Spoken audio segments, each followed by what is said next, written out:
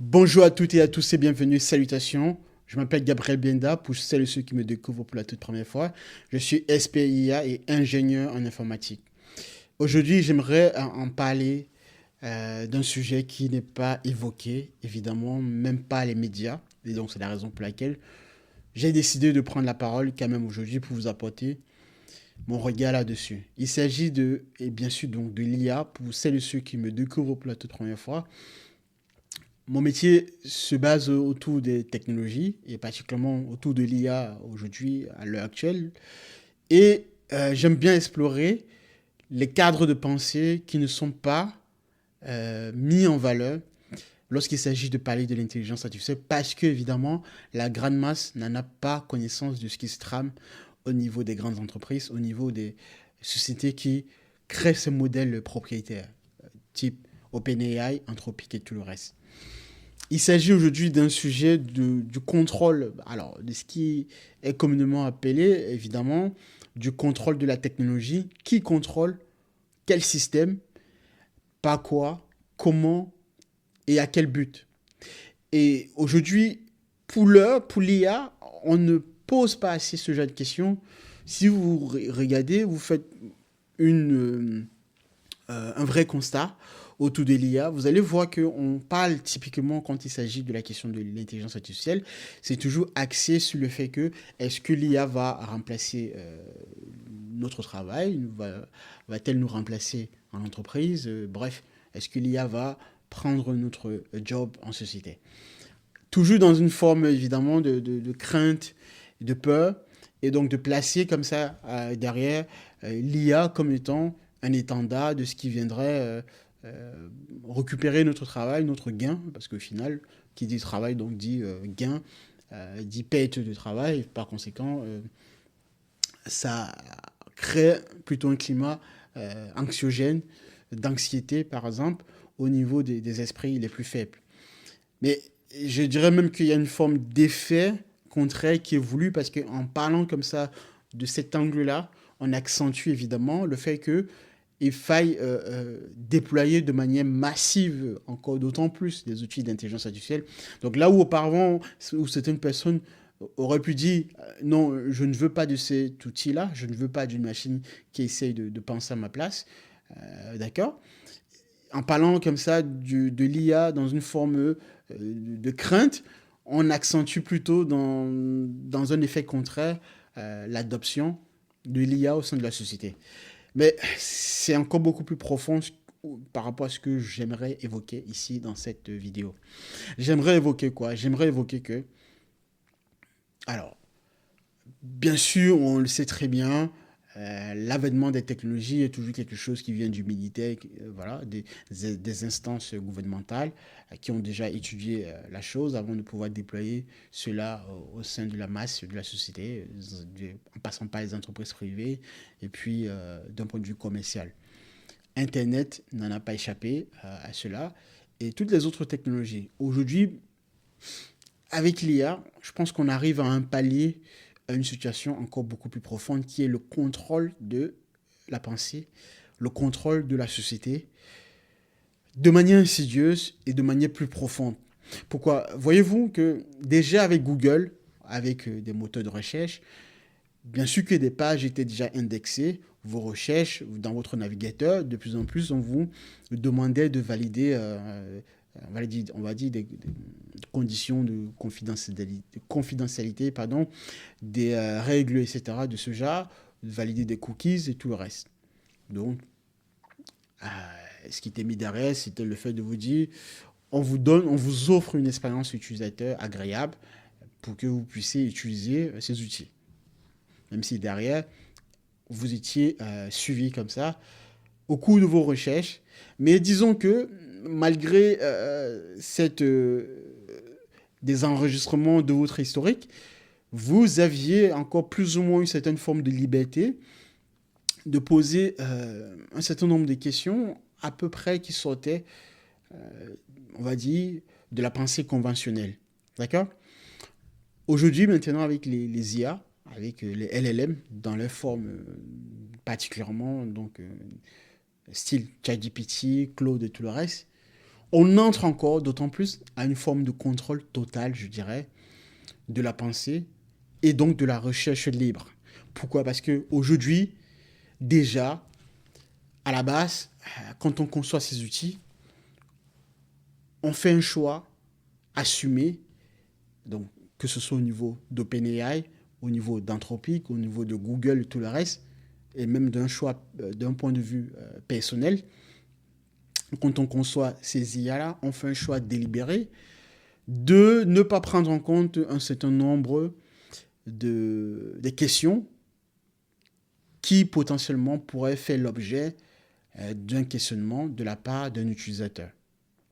Donc déjà, on limite, alors pour plusieurs raisons, positives ou pas, mais il y a déjà ce choix-là qui est effectué.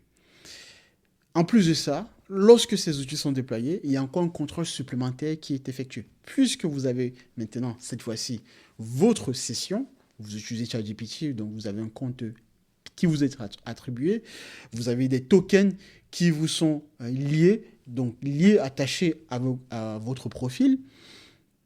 Vous tapez un prompt, vous entrez, vous discutez avec tout un tas de paramètres de l'application de l'outil d'intelligence artificielle. Quel que soit le modèle, et d'autant plus les modèles les plus sophistiqués. On parle typiquement, donc, ChatGPT dans ses premières versions, on était déjà à l'ordre du milliard de paramètres. Toujours est-il que ces paramètres-là sont donc des filtres en fait superposés, d'accord, les couches de neurones profondes, superposées, qui vont agréger toutes vos recherches tout le long de votre utilisation, tout le long de votre usage de l'outil. Et donc, on a en permanence côté concepteur, du point de vue du modèle propriétaire, de ceux qui détiennent le système, la machine, donc particulièrement les géants américains, OpenAI, Anthropic et tout le reste, et bien sûr, je n'en parle même pas du modèle chinois, où là, typiquement, au moins là, c'est plus clair dans le choix qui est avéré, le contrôle total de vos échanges avec la machine. Donc, vous croyez être libre parce que vous avez un modèle typing qui apparaît sous un effet de bluff sur votre écran, mais in fine, pour celles et ceux qui voudraient aller beaucoup plus loin ou poser un certain nombre de questions, vous ne pourrez pas parce que, déjà, vous serez censuré parce que le modèle a déjà été bridé à la base, d'accord, comme je le disais au préalable.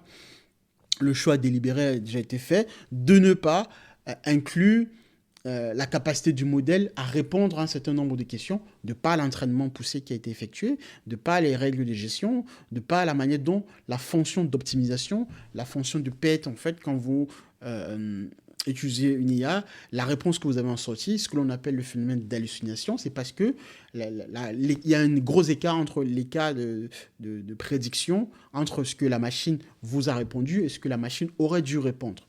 Bref, ça concerne lorsque on essaye d'entraîner ces modèles-là et de les mettre en pratique. Mais au-delà du phénomène d'hallucination qui est propre et qui est intrinsèque à l'entraînement de tout modèle IA, on fait déjà un choix délibéré du type de connaissance qui devra être ingurgité par la machine. Donc, si moi, côté OpenAI ou côté Google, etc., si je ne souhaite pas que l'IA soit entraînée sur une partie de la connaissance au quotidien, sur une histoire du passé ou sur une période très chargée de l'histoire, en fonction de mes biais politiques, philosophiques, tout le reste, je ne veux pas donner à la machine des connaissances basées sur ces événements-là. Et par conséquent, l'outil que je vais mettre en œuvre sera un outil très limité, bien que étant performant sur d'autres aspects. Mais si vous, utilisateur, n'avez pas cette connaissance-là, vous allez utiliser l'IA au quotidien, croyant que l'IA est capable de répondre à toutes vos questions. Donc, vous partez déjà avec un désavantage, parce que vous n'avez pas la connaissance. De deux, vous n'êtes pas conscient que l'IA a été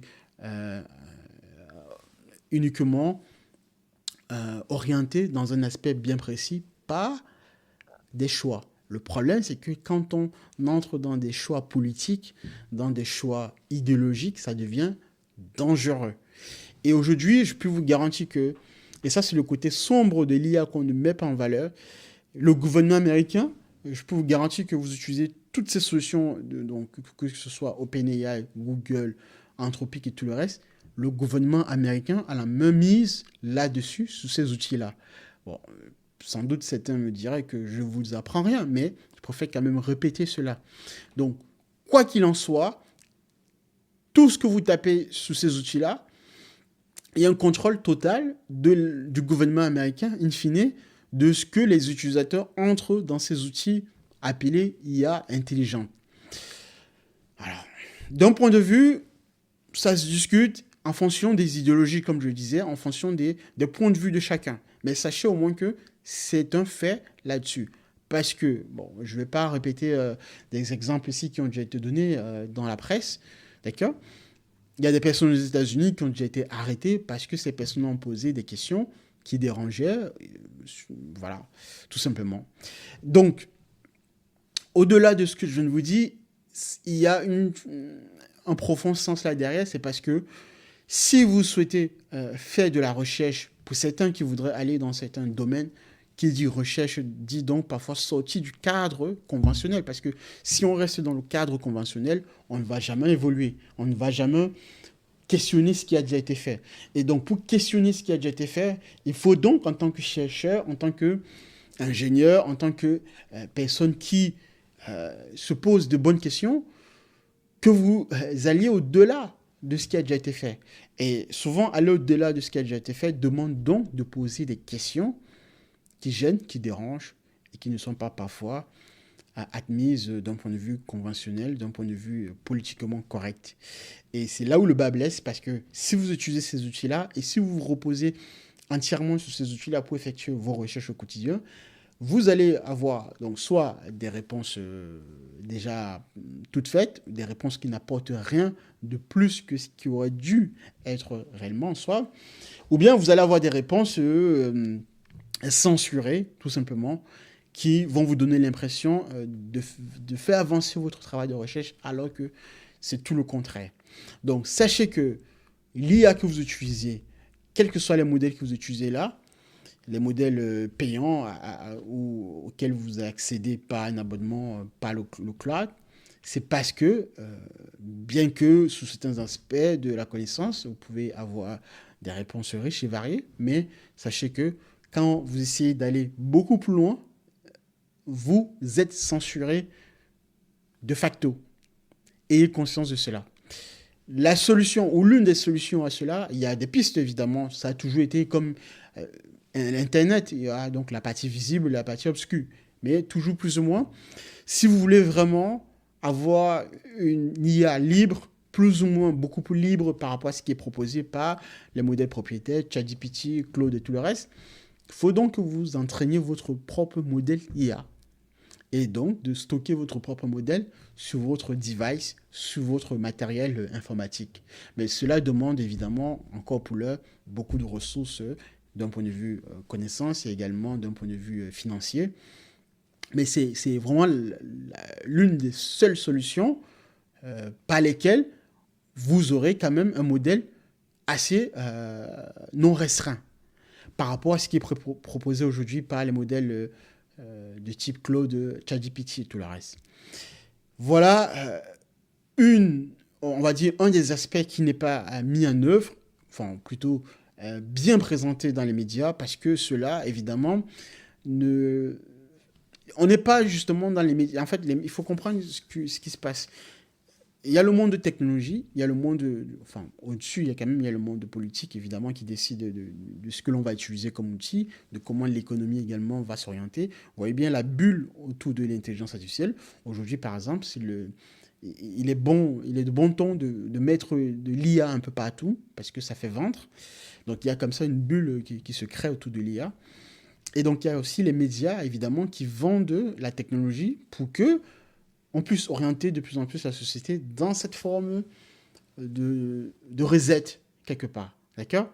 Mais de l'autre côté, ce qu'on ne vous dit pas, c'est que on est en train de restreindre une part de votre liberté parce qu'évidemment, vous avez l'impression, vous avez la tête sous le guidon, utilisant ces outils de manière intensive au quotidien, vous ne prêtez pas attention au fait que vous êtes censuré, que votre connaissance est de plus en plus contrôlée. Et donc, la disparition comme ça, par exemple, de l'usage du langage écrit, de la lecture dans les manuels, dans des bouquins, cette forme comme ça d'acquisition de connaissances, et à contrario, le fait de voir des outils d'IA de manière enfin, adopté de manière très, très à grande échelle, ça crée des nouveaux individus que moi j'appelle des crétins augmentés. J'ai déjà fait plusieurs vidéos là-dessus pour expliquer ce que sont les crétins augmentés. Ce sont donc des personnes qui ont l'impression d'apprendre parce que utilisant l'IA, parce que pouvant poser telle ou telle autre question à l'intelligence artificielle, pense pouvoir avoir appris quelque chose et de comprendre même d'ailleurs le sens de ces questions-là. Alors que c'est tout le contraire. D'accord? Mais comme nous vivons dans une société qui pousse de plus en plus, surtout la jeune génération, qui n'a pas ce recul-là, à aller dans ce sens, malheureusement, ça va créer de plus en plus d'individus de ce genre. Et derrière, vous avez des personnes, des entités qui contrôlent tous ces systèmes-là de manière très profonde et qui ont véritablement toute la vision, le champ de profondeur de ce qui est en train de se tramer. Et ayez conscience de cela, c'est très bien l'IA au quotidien, dans certains aspects, dans un cadre bien précis, mais n'oubliez pas que ça reste des outils et en tant que tels, devraient être confinés dans cette nature d'outils. Je vais m'arrêter là, restez concentrés, je vous dis à la prochaine. On se retrouve pour une nouvelle présentation de l'IA, d'un des sujets autour de l'IA, et particulièrement de comment est-ce qu'il faudrait envisager et penser cette technologie au quotidien. Merci les amis, restez concentrés, je vous dis au revoir.